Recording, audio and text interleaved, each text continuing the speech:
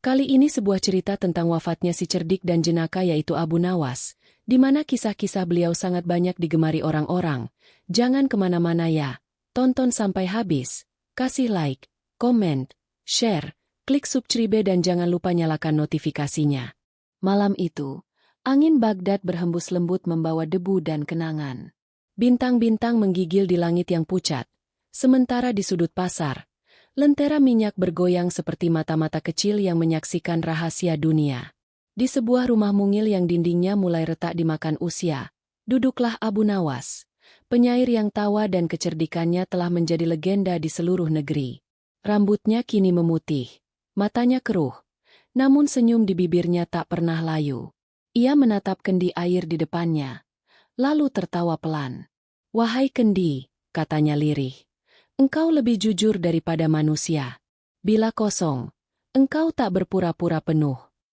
Tawa kecilnya menggema di ruang sempit itu, namun dalam hatinya, ia tahu, ajal tengah berjingkat di ambang pintu. Pagi menjelang, dan Abu Nawas keluar ke jalan. Ia berjalan tanpa tujuan, menyusuri gang-gang Baghdad yang telah lama mengenal suaranya. Anak-anak yang bermain di pelataran berseru gembira melihatnya. "Wahai Abu Nawas, katakanlah teka-teki baru." Abu tersenyum, mengangkat tongkatnya, dan berkata, "Apakah yang berjalan tanpa kaki, namun mampu mengejar orang yang berlari?" Anak-anak berpikir keras, namun tak satu pun menjawab benar. "Waktu," kata Abu, "karena waktu adalah pelari yang tak pernah berhenti." Anak-anak tertawa, sebagian mengeluh, dan Abu Nawas melangkah pergi dengan wajah teduh, meninggalkan tawa yang menggantung di udara, tawa yang samar-samar terdengar seperti perpisahan. Di pasar, seorang saudagar tua memanggilnya. "Abu Nawas, engkau tampak pucat. Sakitkah engkau?" "Tidak," jawab Abu. "Aku hanya sedang menunggu tamu yang telah lama berjanji datang." "Tamu siapa?" Abu tersenyum samar. "Tamu yang tidak pernah terlambat. Hanya kita yang sering terlalu cepat berharap." Saudagar itu terdiam. Ia tahu, Abu berbicara tentang kematian. Namun, cara Abu mengucapkannya seolah ia tengah menunggu sahabat lama, bukan penjemput ruh. Menjelang senja, Abu Nawas berhenti di tepi sungai Tigris. Ia menatap permukaan air yang memantulkan wajahnya sendiri. "Betapa aneh," bisiknya. "Dulu aku takut mati, kini aku takut jika tak sempat tertawa sebelum mati." Angin membawa ucapannya jauh ke hilir, seolah sungai pun hendak mengabarkan kepada seluruh Baghdad bahwa Abu Nawas mulai berpamitan. Ia menengadah ke langit, lalu berkata pelan, "Ya Allah, jika engkau benar-benar mengasihi hamba MU ini, izinkanlah aku pergi dengan satu tawa terakhir, tawa yang membuat para malaikat pun bertanya-tanya." Dan malam itu, di bawah cahaya bulan yang sayu, terdengar tawa lembut Abu Nawas menyatu dengan bisikan angin. Tak seorang pun tahu bahwa itulah malam pertama dari 7 hari menuju rahasia terakhirnya. Fajar merekah di ufuk timur, dan sinarnya jatuh di permukaan sungai Tigris yang berkilau seperti lembaran perak cair. Abu Nawas duduk di atas batu besar di tepi sungai itu, tongkatnya tergeletak di samping, sementara jubahnya yang lusuh berkibar ditiup angin pagi. Ia menatap air yang mengalir perlahan, seolah di sana ia membaca ayat-ayat yang ditulis bukan dengan tinta, melainkan dengan waktu. "Air ini," gumamnya, "mengalir dari gunung menuju laut tanpa pernah menolak jalan yang ditentukan. Andai manusia sepatuh itu pada takdir." Dari kejauhan, datanglah seorang pemuda menggiring kambing-kambingnya. Ia tampak gelisah, wajahnya pucat, dan langkahnya terseret lesu. Melihat Abu Nawas, ia menunduk memberi salam. "Assalamualaikum, Tuan Abu." "Waalaikumsalam. Wahai anak muda, mengapa wajahmu seperti orang yang kehilangan hidup?" "Aku takut mati, Tuan," jawabnya lirih. "Tadi malam seorang tabib berkata, umurku mungkin tak lama lagi." Abu Nawas tersenyum tipis. Ia menepuk bahu pemuda itu. "Anak muda, tabib hanya tahu penyakit tubuh, tapi tidak mengerti rahasia umur. Bahkan kematian pun sering tersesat mencari rumahnya." Pemuda itu memandang Abu dengan heran. Apakah Tuan tidak takut mati? Dulu takut, jawab Abu Nawas. Tapi kemudian aku sadar, mati itu bukan musuh, hanya peralihan tempat tinggal. Dunia ini rumah sewa, dan setiap sewa pasti habis masanya. Pemuda itu terdiam. Sungai beriak pelan, seolah menyetujui ucapan sang penyair. Lalu Abu Nawas berkata lagi, akan kukisahkan sesuatu padamu. Dulu ada seorang raja yang takut pada bayangannya sendiri. Setiap kali ia berjalan, bayangan itu mengikutinya, dan ia pun berlari. Namun semakin ia berlari, semakin bayangan itu mengejarnya. Pemuda itu menatap penuh perhatian. Apa yang terjadi pada raja itu? Ia terus berlari sampai ajal menjemputnya. Dan tahukah engkau apa yang dilakukan bayangannya? Apa? Bayangannya pun berhenti, karena ternyata yang ia takuti hanyalah dirinya sendiri. Abu Nawas tertawa kecil. Begitulah kita, wahai anak muda. Kita takut pada kematian. Padahal yang kita takutkan hanyalah cermin dari kehidupan itu sendiri. Mati tidak menakutkan, yang menakutkan adalah hidup tanpa makna. Pemuda itu menunduk, menitikkan air mata. Abu Nawas tersenyum lembut, lalu mengambil segenggam air dari sungai dan menatapnya. Lihatlah, air ini sebentar lagi akan hilang di antara jari-jariku. Tapi apakah ia benar-benar lenyap? Ia hanya kembali ke tempat asalnya. Pemuda itu mengangguk pelan. Tuan, apakah aku akan sekuat itu saat tiba saatku nanti? Kuat? Tidak perlu kuat. Cukup tertawa, kata Abu. Sebab orang yang mampu tertawa di hadapan kematian, ialah orang yang telah berdamai dengan Tuhannya. Abu Nawas bangkit berdiri, menepuk tongkatnya, lalu melangkah pergi. Angin berhembus, menggoyangkan permukaan Tigris, meninggalkan pantulan wajahnya yang perlahan-lahan memudar. Dan pada hari itu, Baghdad kembali mendengar tawa Abu Nawas menggema di sepanjang sungai, tawa yang lembut, namun menyimpan kesunyian yang hanya dimengerti oleh mereka yang hampir tiba di ujung jalan. Senja jatuh di Baghdad dengan langkah yang perlahan. Langit berwarna tembaga, dan menara-menara masjid tampak seperti pena-pena raksasa yang menulis syair langit di atas bumi. Di antara hiruk-pikuk pasar, seorang utusan istana datang mengendarai kuda hitam, membawa kabar yang membuat semua orang menoleh. Abu Nawas, serunya lantang. Khalifah Harun ar-Rasyid memanggilmu ke istana malam ini. Abu yang tengah duduk di serambi rumah kecilnya tersenyum. Khalifah memanggilku di malam hari? Pastilah beliau tengah bosan dengan para cendekia yang terlalu serius. Dengan langkah pelan, ia mengambil sorban usangnya dan mengenakannya seadanya. Tongkatnya digenggam, dan ia berjalan di bawah cahaya rembulan menuju istana. Istana yang telah menjadi saksi tawa dan kebijaksanaannya selama bertahun-tahun.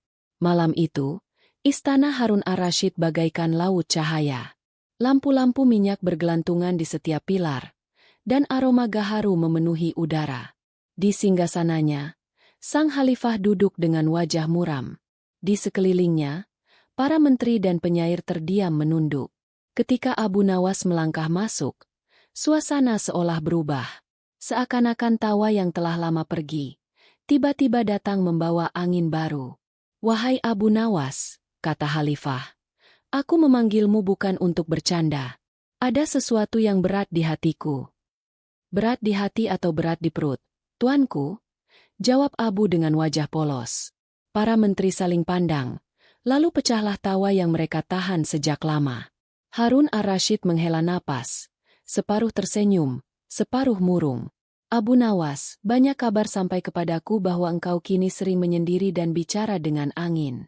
Apakah engkau hendak meninggalkan dunia? Abu menunduk. Tuanku, bukankah setiap bayi yang lahir telah memulai perjalanan menuju liang kuburnya?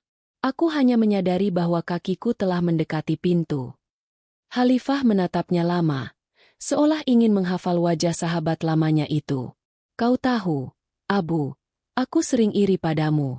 Kau miskin, tapi tampak bahagia. Aku kaya, tapi setiap malam tidurku tak tenang. Abu tersenyum lembut. Itulah bedanya, tuanku. Engkau takut kehilangan dunia, Sedangkan aku tidak punya apa-apa untuk hilang. Maka aku tidur nyenyak, sebab pencuri tak mau datang ke rumah orang miskin.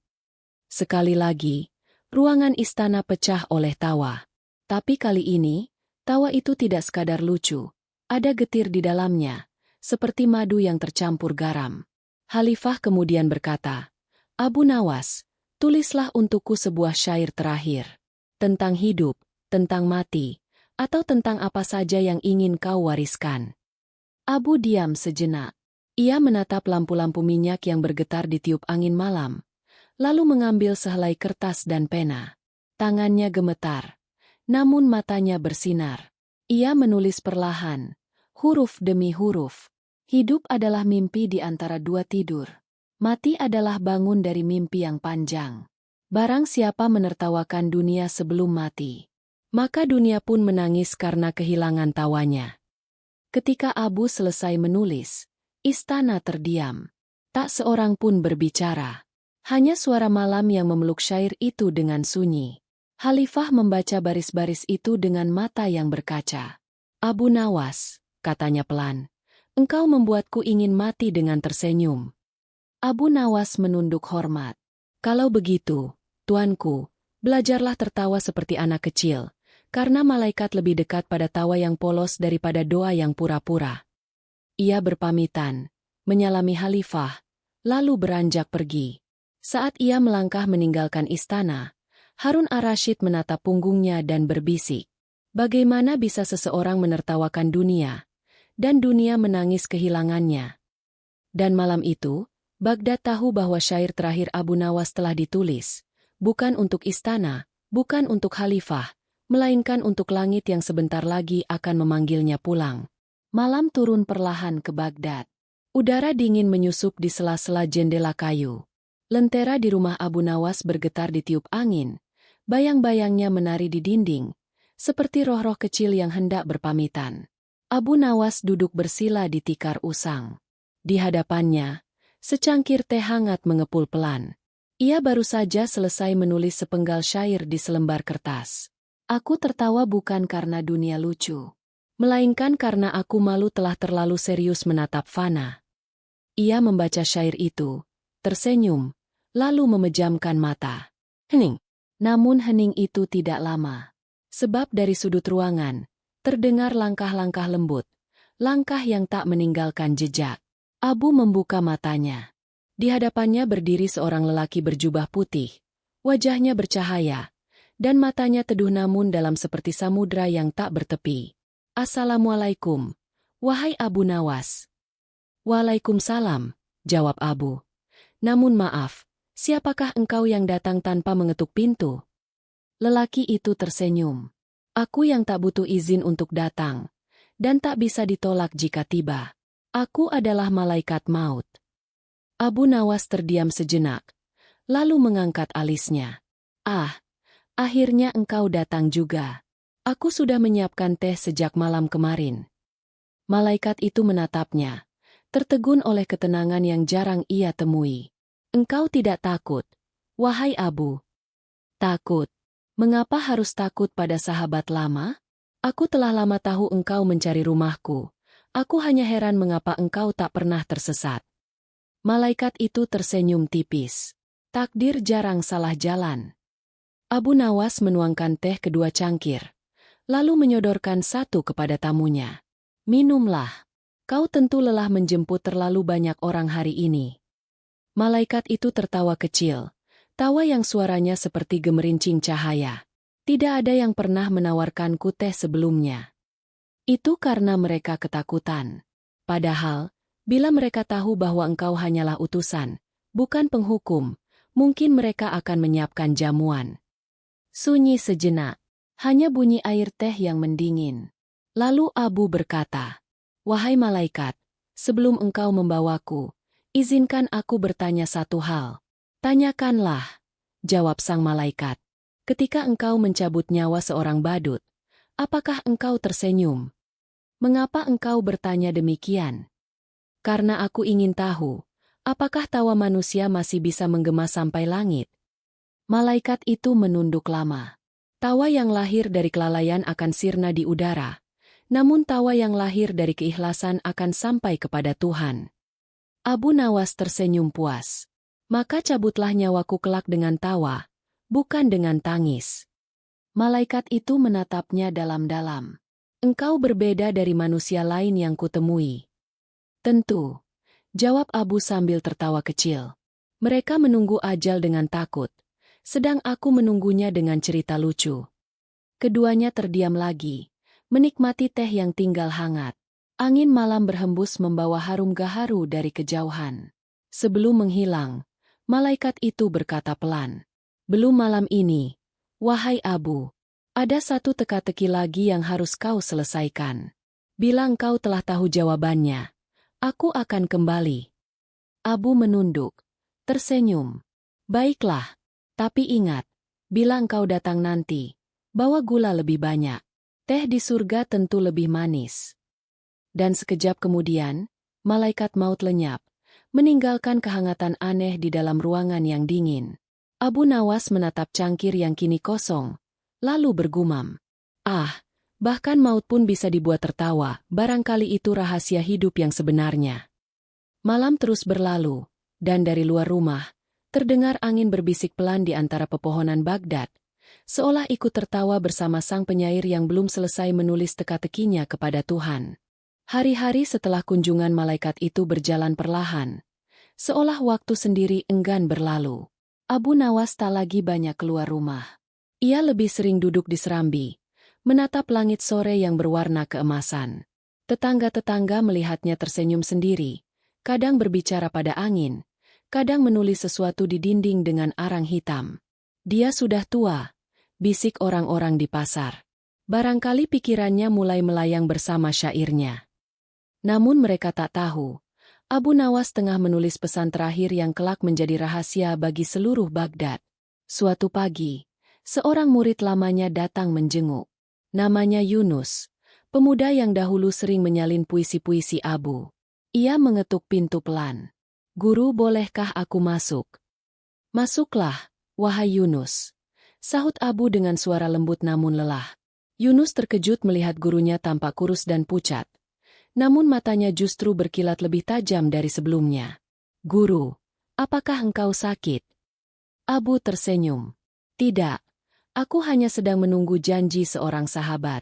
Ia sudah datang sekali, tapi berjanji akan kembali bila aku sudah tahu jawabannya." "Sahabat siapa?" "Malaikat maut," jawab Abu tenang. Yunus tercekat. Namun Abu justru tertawa pelan. "Jangan takut, anak muda. Hidup ini seperti lelucon panjang. Sebagian orang hanya belum mengerti di mana letak lucunya." Di dinding rumahnya, Yunus melihat tulisan-tulisan aneh dengan arang. Ada baris-baris syair. Ada pula potongan kalimat yang seperti teka-teki. Salah satunya berbunyi, "Barang siapa menangis ketika lahir, dan tertawa ketika mati, dialah yang benar-benar hidup." Yunus membaca keras-keras, lalu menatap gurunya. "Apa makna tulisan ini, guru?" Abu menatap langit-langit. "Itu teka-teki terakhirku. Aku menulisnya bukan untuk dijawab, tapi untuk diresapi. Karena tak semua rahasia diciptakan untuk dibuka, sebagian cukup untuk membuat manusia tersenyum sebelum mati." Malamnya, Abu duduk di tikar, menulis satu huruf besar di tengah dinding, huruf lam. Lalu di bawahnya ia menulis kalimat pendek. "Inilah huruf yang akan menuntunku pulang." Tak seorang pun tahu apa maksudnya. Sebagian berkata itu inisial dari El Ilha Il-Al. Sebagian lagi percaya itu simbol dari laug, tawa yang tak padam. Keesokan paginya, tetangga mendapati pintu rumah Abu Nawas terbuka. Ia terbaring di tikarnya. Wajahnya menghadap langit, dengan senyum yang masih melekat di bibirnya. Di tangannya tergenggam pena, dan di sampingnya secari kertas bertuliskan, "Tawa adalah doa yang terucap tanpa kata. Bila kelak kalian menangis karena kepergianku, pastikan air matamu bercampur tawa, agar aku tahu bahwa aku tak gagal membuat dunia sedikit lebih ringan." Seluruh Baghdad gempar. Khalifah memerintahkan agar rumah Abu tidak disentuh siapapun selama 3 hari, sebab di dalamnya tersimpan pesan yang belum selesai dimengerti. Dan benar saja. Pada malam ketiga, Ketika bulan menggantung tinggi di atas kubah Baghdad, beberapa orang mengaku mendengar suara tawa lembut dari dalam rumah Abu Nawas. Tawa yang sama seperti dulu, jernih dan bersih, seolah datang dari langit. Keesokan paginya, para ulama dan penyair berdatangan untuk membaca tulisan-tulisannya. Tak satu pun memahami seluruh maknanya. Namun seorang anak kecil yang kebetulan lewat berkata polos. Mungkin Abu Nawas hanya ingin bilang jangan takut mati, karena nanti kita akan tertawa lagi di tempat lain. Dan anehnya, semua yang mendengar itu menangis, sambil tersenyum. Maka semenjak hari itu, orang-orang menyebutnya teka-teki terakhir Abu Nawas, teka-teki yang tidak pernah terjawab dengan kata, melainkan dengan tawa dan air mata sekaligus. Fajar hari ketiga setelah wafatnya Abu Nawas datang dengan wajah muram. Langit Baghdad berwarna abu-abu, dan angin membawa aroma tanah serta bunga kemboja dari taman-taman kota. Orang-orang berbondong menuju rumah sang penyair. Mereka datang bukan hanya untuk mengantarnya ke liang lahat, melainkan untuk melihat wajah terakhir seorang yang pernah membuat seluruh Baghdad tertawa dan berpikir sekaligus. Di depan rumah itu, Khalifah Harun ar-Rasyid berdiri dalam diam. Ia datang tanpa iring-iringan besar, hanya ditemani dua pengawal dan seorang ulama tua. Matanya sembab, dan sorban putihnya sedikit berdebu. Ia membuatku tertawa, namun kini ia membuatku menangis, bisik sang khalifah. Ulama di sampingnya menunduk. Bahkan tawa yang lahir dari hati suci akan berbuah duka ketika ia pergi. Tuanku. Jenazah Abu Nawas diangkat dengan hati-hati. Wajahnya tampak tenang, seperti orang yang sedang tertidur setelah lelah berpikir terlalu panjang. Senyum kecil masih melekat di bibirnya. Senyum yang seakan tak mau padam.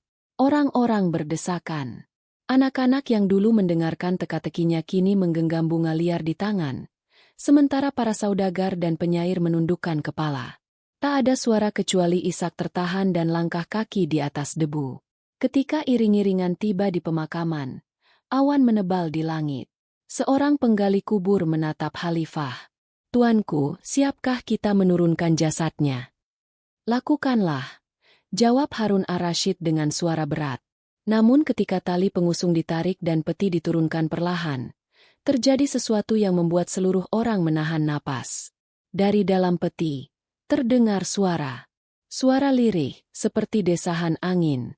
Lalu makin jelas, dan akhirnya, seluruh Baghdad mendengar, tawa. Ya, tawa. Tawa lembut, panjang, dan jernih. Tawa Abu Nawas. Para penggali kubur menjatuhkan cangkulnya. Para wanita menjerit. Beberapa lelaki mundur dengan wajah pucat. Namun Khalifah justru mematung. Matanya membulat. Lalu perlahan bergetar di tepi. Apakah itu mungkin? Bisiknya. Ulama tua di sampingnya menangis sambil tersenyum. Subhanallah, bahkan setelah mati pun ia menertawakan dunia. Ketika peti dibuka, tak ditemukan apapun selain tubuhnya yang tenang. Namun di atas dadanya, ada gulungan kertas kecil dengan tulisan tangan Abu Nawas sendiri. Jangan kaget bila aku tertawa. Aku baru saja melihat betapa serius wajah kalian ketika mengantar seseorang menuju keabadian. Khalifah menutup mulutnya dengan tangan, dan untuk pertama kali dalam hidupnya, ia tertawa di tengah pemakaman. Tawa itu diikuti oleh tangis, lalu oleh tawa lagi, hingga akhirnya seluruh pemakaman menjadi lautan suara yang aneh. Tawa bercampur tangis, seolah Abu Nawas masih berdiri di antara mereka, menggoda dunia yang terlalu kaku menghadapi maut. Hari itu, Baghdad tidak berduka seperti biasanya. Di setiap sudut kota, orang-orang membicarakan keanehan itu dengan rasa gentar sekaligus hangat. Anak-anak menirukan suara tawanya. Para tua-tua menceritakan kebijaksanaannya. Bahkan sungai Tigris tampak beriak lebih lembut. Seakan ikut tertawa pelan membawa kisahnya ke laut jauh. Dan ketika matahari condong ke barat, Khalifah Harun ar-Rasyid berdiri di sisi makam itu sendirian. Ia berkata lirih. Suaranya nyaris seperti doa. Wahai Abu Nawas, engkau telah membuat manusia tertawa di dunia, dan kini engkau membuat malaikat tersenyum di langit. Semoga Tuhan pun tersenyum melihatmu. Maka hari itu dikenal dalam sejarah Baghdad sebagai hari tawa di pemakaman. Hari di mana manusia menangis, tapi langit tertawa bersama Abu Nawas. Langit Baghdad malam itu begitu hening. Bulan menggantung tinggi seperti lentera yang kelelahan. Angin padam, dan suara dunia lenyap. Seolah bumi sendiri sedang menahan napas. Di alam yang tak terlihat manusia, di antara cahaya dan keabadian, malaikat maut berdiri di gerbang langit. Wajahnya teduh, tapi ada sesuatu di matanya yang belum pernah terjadi sebelumnya. Air mata. Para malaikat yang berjaga menatap heran. "Wahai Israel," kata salah satu dari mereka, "engkau telah mencabut ruh para nabi, para raja, dan para pendosa. Tapi tak pernah kami lihat engkau menangis. Siapakah manusia yang membuatmu demikian?" Israel menunduk. Suaranya lembut. "Namanya Abu Nawas." Malaikat-malaikat itu saling berpandangan, seolah nama itu baru saja menembus keheningan surga. Apakah dia seorang nabi? Bukan. Seorang ulama besar? Tidak juga. Israel menghela napas. Bila malaikat bisa lelah, maka saat itu ia sedang lelah oleh rasa haru. Ia hanyalah manusia yang tertawa dengan jujur. Kemudian langit terbuka, dan cahaya maha lembut turun, memenuhi segenap ruang tanpa bentuk. Suara yang tak terlukiskan menggema, suara yang bukan bunyi, tapi kehadiran itu sendiri. "Wahai Israel," firman-Nya, "mengapa engkau datang dengan mata yang basah?" "Ya Rab," jawab Israel, "aku telah menjemput banyak jiwa dengan taat, tanpa ragu, tanpa rasa. Tapi kali ini, hamba membawa sesuatu yang tak hamba mengerti." "Apakah itu?" "Tawa." Langit terdiam. "Ceritakan padaku, wahai Israel," firman-Nya lagi, "apa yang membuatmu menangis?" Israel menunduk, lalu berkisah. "Ketika aku datang menjemput Abu Nawas, ia menyambutku dengan secangkir teh. Ia menatapku tanpa takut, bahkan menanyakan apakah aku pernah tersenyum. Lalu ia berkata, 'Cabutlah nyawaku dengan tawa, bukan dengan tangis.' Aku menuruti ucapannya, dan ketika ruhnya terlepas, ia tertawa bukan karena gembira, bukan karena gila, tapi karena ia tahu akhirnya bertemu dengan Mu. Dan ketika manusia menangis di pemakamannya, aku mendengar tawanya bergema hingga menembus langit. Aku tidak tahu mengapa, tapi saat itu aku menangis, bukan karena sedih, melainkan karena aku merasakan apa yang dirasakannya, kedamaian." Sunyi meliputi langit. Lalu terdengar suara yang lembut seperti senyum dalam cahaya. "Wahai Israel, engkau telah melihat rahasia yang jarang dipahami. Tawa Abu Nawas bukan tawa dunia. Itu adalah zikir dalam bentuk gembira. Ia menertawakan kefanaan karena ia telah mengerti keabadian." Israel menunduk hikmat. "Jadi engkau ridha padanya?" "Ya Rab." "Aku ridha," jawabnya. "Karena siapapun yang mampu menertawakan dunia dengan ikhlas, telah membebaskan dirinya dari belenggu dunia itu." Dan sejak hari itu, di langit ketujuh, para malaikat berkata, "Ada seorang manusia yang mengajarkan kami makna tawa." Maka setiap kali seorang hamba meninggal dengan senyum di bibirnya, malaikat maut teringat Abu Nawas, dan sebelum menyentuh ruh orang itu, ia berbisik pelan, "Tertawalah, sebab kematian hanyalah jalan pulang." Bulan Sabit epilog. Berabad-abad kemudian, kisah tentang tawa di pemakaman masih diceritakan di Baghdad. Anak-anak menirukan leluconnya. Para penyair menulis tentang kebijaksanaannya. Namun tak ada yang tahu apa makna huruf lam di dinding rumahnya. Sebagian berkata itu lambang cinta, mahabbah. Sebagian berkata itu lambang cahaya, nur. Tapi mungkin, seperti yang diyakini oleh orang-orang bijak, huruf itu adalah senyum. Senyum seorang hamba yang tahu bahwa Tuhan pun mencintai tawa yang tulus. Tamat. Rahasia terakhir Abu Nawas. Tawa yang membuat malaikat menangis.